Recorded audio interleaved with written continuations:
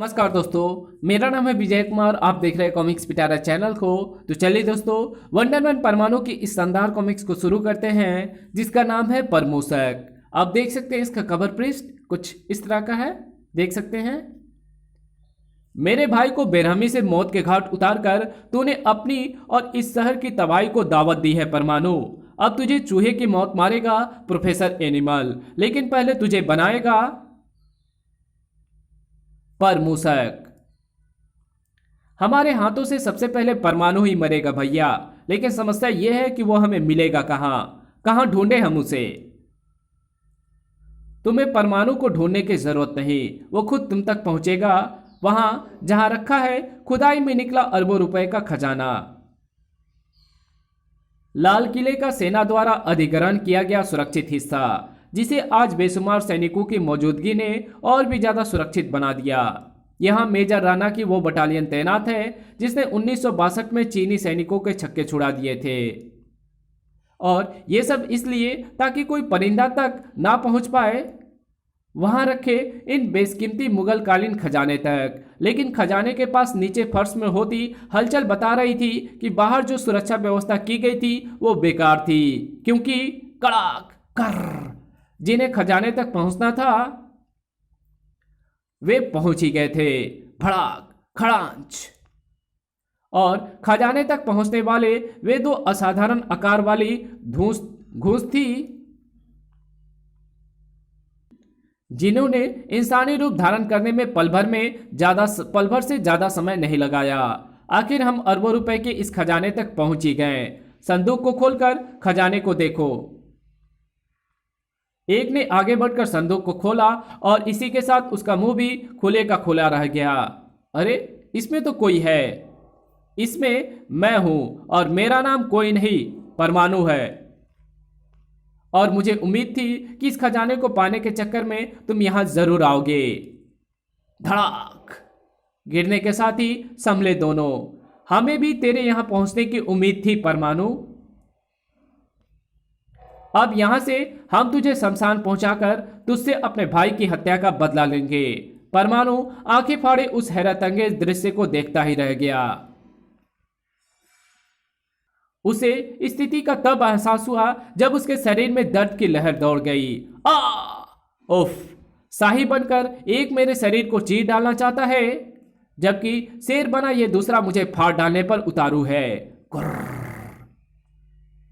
इन दोनों से एक साथ निपटने के लिए यह तरीका एकदम सही रहेगा, क्योंकि किरणों के ढेर से बने इस गोले को सामने करके मैं न सिर्फ शाही के कांटों से बच सकता हूं, बल्कि खच मेरे खून के प्यासे इस शेर को मुंह तोड़ जवाब भी दे सकता हूं। भड़ाक। लेकिन यह बात अभी तक समझ में नहीं आई कि ये अपना रूप कैसे बदलते हैं। इनके पास जरूर कोई ऐसी शक्ति है जिससे कोई भी जानवर रूप चुटकियों में धारण किया जा सकता है, और वो शक्ति क्या है इसका पता मुझे तभी चल सकता है जब मैं इन्हें अपने काबू में कर सकूं, और ऐसा मैं परमाणु रस्सियों से नहीं कर पाऊंगा, क्योंकि उनसे कैसे बचा जाए इनको ये पता चल गया है। इसलिए इन्हें काबू में करने का मुझे कोई दूसरा तरीका अपनाना पड़ेगा, और उस दूसरे तरीके के लिए यह संदूक एकदम ठीक रहेगा। इस बार बचने के प्रयास में परमाणु ने उस बड़े संदूक में छलांग लगा दी। उसके दुश्मनों की आंखों में चमक दौड़ गई, और यह चमक इस बात का सबूत था कि संदूक में जाकर परमाणु को खत्म करने का उन्हें सुनहरा मौका मिल गया था, और ऐसा मौका कौन गंवाना चाहता है। परमाणु को चीर फाड़ देने के लिए दोनों ने एक साथ संदूक में छलांग लगा दी, लेकिन जिसके लिए उन्होंने संदूक में छलांग लगाई थी वो उन्हें वहां नहीं मिलता कैसे? वो तो संदूक से ट्रांसमिट होकर संदूक के भारी ढक्कन को बंद कर रहा था। खटाक। संदूक उनके लिए वो चूहेदानी बनकर रह गया, जिससे बस निकलना अब असंभव था। परमाणु के चेहरे पर विजयी मुस्कान थी। अब ठीक है, अब इस संदूक पर लगा ये भारी ताला तभी खुलेगा जब संदूक में बेहोश करने वाली गैस छोड़कर इन्हें बेबस कर दिया जाएगा, और ये इंतजाम करने के लिए मुझे बाहर से कुछ जवानों को बुलाना होगा। बाहर अभी भी कड़ी सुरक्षा व्यवस्था का गुणगान चल रहा था। रक्षा मंत्री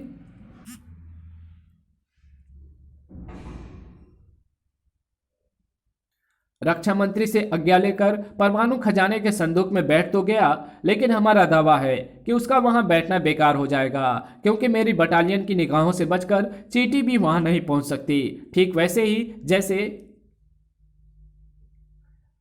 1917 में हमने एक भी पाकिस्तानी सैनिकों को अपनी सीमा में नहीं घुसने दिया था। आपकी बटालियन ने जो रिकॉर्ड 1970 में बनाया था वो आज टूट गया है मेजर साहब। मतलब परमाणु ने मतलब जब समझाया तो सभी के हाथों के तोते उड़ गए। ये कैसे हो सकता है? ऐसे ऐसे कोई कैसे अंदर घुस सकता है? अपनी आंखों से देख लीजिए। सभी इंतजामों के बाद जब संदूक खोला गया तो सबसे ज्यादा परमाणु उछला। ओह नो, ये तो दोनों मरे हुए पड़े हैं। लगता है आत्महत्या कर ली इन दोनों ने। इनके खत्म होने के साथ साथ इनके सहारे इस रहस्य की तह तक पहुंचने का जरिया भी खत्म हो गया। अरे ये क्या? इन दोनों की गर्दनों में इनके बालों से छिपाए ये पट्टे कैसे हैं? परमाणु को उनकी गर्दनों से उन पट्टे को उतार लेने में ज्यादा परेशानी नहीं हुई। ये फ्लेक्सिबल रबर के बने पट्टे हैं जो इनके रूप बदलने के साथ ही सिकुड़कर या बढ़कर अपना आकार भी बदल लेते हैं। इनमें ये बहुत से यंत्र से कैसे लगे हैं जिनके निचले हिस्से से पतली पतली पिन उस तरफ को निकली हुई है जिधर से पट्टे को शरीर पर बांधा जाता है।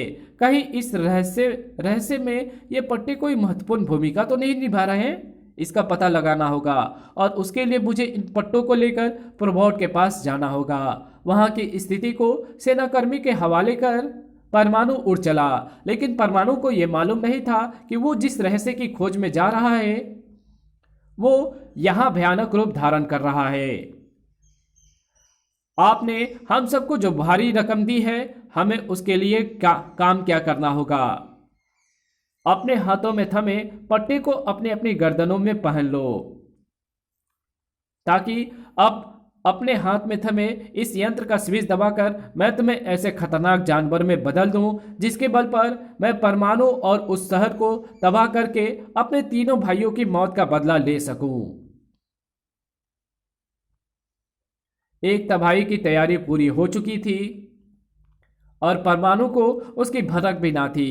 वो तो आंखें फाड़े और मुंह भाए प्रबोट को देख रहा था। ये तुम क्या कह रहे हो प्रबोट? वही जो इस पट्टे का निरीक्षण करके मुझे पता चला है। इस पट्टे पर तुम जो यंत्र लगे देख रहे हो उनमें अलग अलग तरह के पशु पक्षियों के जीन्स भरे हैं। उनमें अलग अलग तरह के पशु पक्षियों के जीन्स भरे हुए हैं जो पट्टों के नीचे लगे इन बारीक पिनों द्वारा किसी भी मनुष्य के शरीर में प्रविष्ट होकर उसे असाधारण ढंग से जानवर का रूप और उसकी शक्तियां प्रदान कर सकते हैं। जैसे ही एक जींस पिन बाहर निकलकर दूसरी पिन मनुष्य के शरीर में प्रवेश करती है, वो एक जानवर से बदलकर संबंधित जींस पिन के जानवर का रूप धारण कर लेता है और ये जींस पिने काम करती है इन पट्टों में लगे उस विशेष संक्रीट की मदद से जिसे रिमोट द्वारा संचालित किया जाता है। इन यंत्रों को अगर जानवर के शरीर से हटा लिया जाएगा तो वो फिर अपने सामान्य रूप में वापस आ जाएगा। ओह, लेकिन ऐसा उत्साही और शेर के साथ इसलिए नहीं हुआ क्योंकि वे मर चुके थे। लेकिन ये सब कर कौन रहा है? परमाणु अलर्ट! जवाब देने के स्थान पर प्रबोट के मशीनी कंठ से गूंजी परमाणु को सचेत कर देने वाली वो आवाज। परमाणु पलटा तो उसे भी तेज झटका लगा। ओह नो, इतने सारे जानवर ये बुरारी की तरफ बढ़ रहे हैं। परमाणु, अगर इन्हें नहीं रोका गया तो बुरारी में लाशों का ढेर लगा देंगे। ऐसा नहीं होगा प्रबोट। अगर बुरारी में किसी की लाशें गिरेगी तो उन हिंसक जानवरों की तूफान की तेजी से लहराकर परमाणु सही समय पर उस तबाही को रोकने पहुंच गया। धकर! ये शहर है ये इंसानों के रहने की जगह है, जानवरों के रहने की नहीं। जाओ वापस जंगल में, भागो। उफ! भड़ाक! परमाणु को अपनी तेज टक्कर से दूर उछाल देने के बाद ही उस गैंडे ने धरा वो इंसानी रूप। आज से ये जंगली जानवर इस शहर में ही रहेंगे परमाणु, क्योंकि आज से मैं इस शहर में जानवर राज कायम करने जा रहा हूं। ओह, तो तुम हो जो इंसान को जानवर बनाने पर तुले हो, लेकिन मेरे ख्याल से तो तुम वही हो जिसे कुछ दिन पहले मैंने जेल पहुंचाया था। हाँ, मैं वही हूँ परमाणु। तुम्हारे यहाँ तो मैंने जेल पहुंचने की योजना इसलिए बनाई थी ताकि मैं अपने उन बेगुनाह भाइयों को छुड़ा सकूं जिन्हें एक कत्ल के झूठे इल्जाम में फंसाकर जेल पहुंचा दिया गया था। अपने उन्हीं भाइयों को जेल से छुड़ाने के जुनून ने मुझे इंसानों को जानवर में बदल देने वाले आविष्कार को करने के लिए उकसाया। उन्हें जेल से निकाल लेने के बाद मैंने अपने आविष्कार की बदौलत दुनिया का सबसे अमीर व्यक्ति बनने का सपना देखा था। लेकिन तूने ना सिर्फ मेरे उस सपने को चूर किया, बल्कि मेरे तीनों भाइयों को भी मुझसे हमेशा के लिए जुदा कर दिया। अब मेरे भाइयों की आत्माओं को तभी चैन मिलेगा जब मैं तेरे शरीर से तेरी आत्मा को जुदा करके जानवर राज कायम करने का अपना सपना पूरा कर दूंगा। उफ, इसके इशारे पर नाचते जानवरों ने एक बार फिर मुझ पर हमला कर दिया है, और इसी बात ने यह साबित कर दिया है कि ये सब वे इंसान हैं जो गर्दनों में बंधे पट्टी की वजह से जानवर बने हुए हैं। अगर इनकी गर्दनों से इन पट्टे को अलग कर दिया जाए तो ये फिर इंसान बन सकते हैं।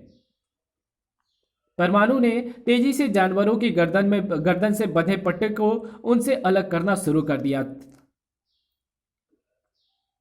और परमाणु की इस हरकत ने प्रोफेसर एनिमल के गुस्से को और भी ज्यादा भड़का दिया।